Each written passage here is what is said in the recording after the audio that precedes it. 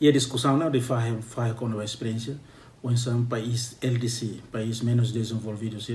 e no processo a adesão da WTO,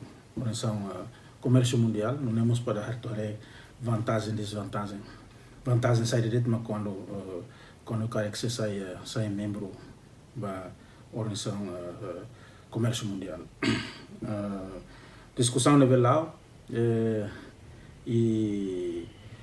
colega o Rússia, Afeganistão, não sei Yemen, será explica ser minha experiência, faz ser minha experiência, ser a vantagem ser que depois se rola parte da nessa membro organização comércio mundial e estamos aí no processo. Também é o objetivo governo Timor-Leste, ele é o oitavo governo constitucional, né, objetivo no nosso target, mas Timor-Leste tem que ser sai membro, se processo lá para sair membro organização comércio mundial. E daí para mim vantagem para ir também onde sai integra na economia e mundo, não nos integra na economia e em nível regional, nessa ASEAN. Nós também acesso ao market access e também atrativo de darmos investimento, de reforma na política doméstica, nessa legislação, nós reforma no setor potenciais para desenvolver o setor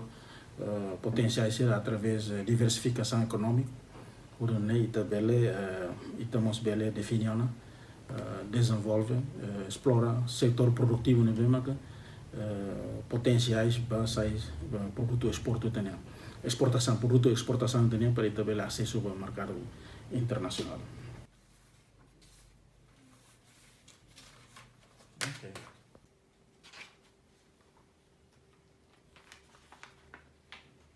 Com certeza agora dá que é o processo e a clareza é fulaonha né começa Timor-Leste com WTO, vamos nação membros era né bem muito que é bolo na working party começa a haguna badala lu halo negociação ali o working party meeting ou reunião de trabalho para começar a negociações. Também Timor-Leste começa a critérios na WTO formai e consegue responder e preencher em termos de administrativo, em termos de técnico, ou se questão ou se pergunta técnicos 75 perguntas né WTO entrega vai ter Timor-Leste consegue